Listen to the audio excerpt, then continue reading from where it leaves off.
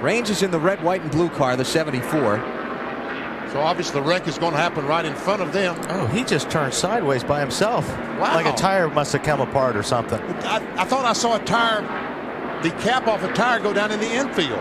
Like maybe the left rear. Yeah. And there we see the 49 car, just Stuart Kirby just barely become involved. Ken Schrader was the guy that Range bounced off of first in the yellow car. He took some air. I gotta believe the left rear came apart on that. Tony Raines' car. On board from Elliott Sadler here. He is going to make some contact in this 21 Motorcraft car. All right, let's try the Jeff Green angle. Yes, sir. Okay, spin right front, everybody.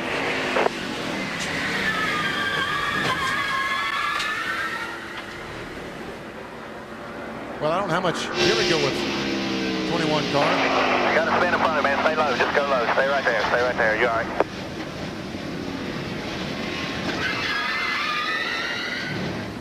Well, let's see if.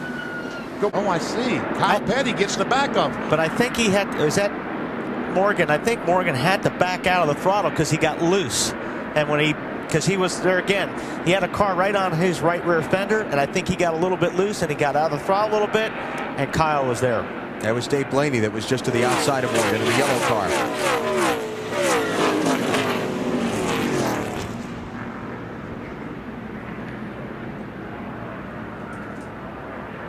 Rosser and Wally, that's what we talked about. Get the car on the outside, you just get loose, and around it goes. Ooh, heavy contact. At least he hit it with the left front corner of the car instead of driver's side.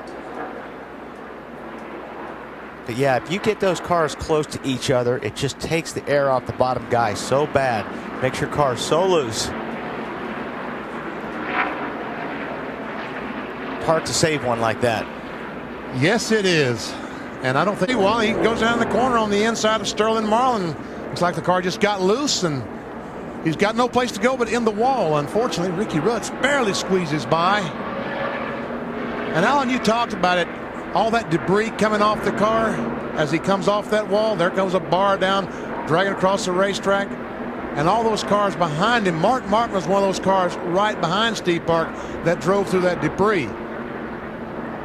On board with Todd Bodine. Watch this. Back it down. Go low. Go low. Come on. Come on. They're clear. There he's coming off the corner. And all of a sudden. It wasn't the 99's fault on that one.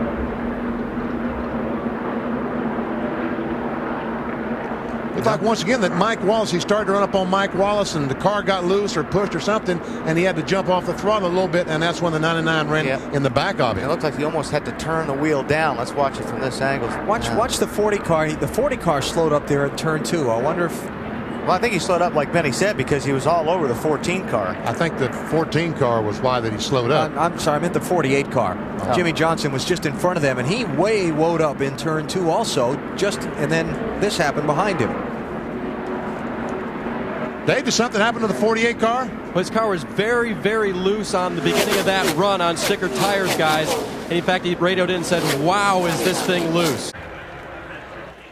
Benson under Spencer. Yeah, Benson looked like he slid up the racetrack and caught the left rear of Jimmy Spencer, and then everybody else, or a few of them, didn't have anywhere to go. Looked like Johnny was chasing up the racetrack a little bit, and unfortunately Spencer was there. I saw the 28 car go up and hit the wall, and I just caught it out of the corner of my eye. I thought he really pounded it, but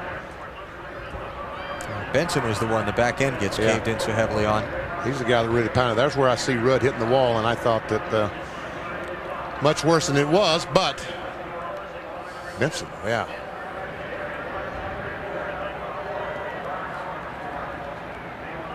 Jeremy gets in the back of Johnny. John Andretti just barely gets through. Tony Stewart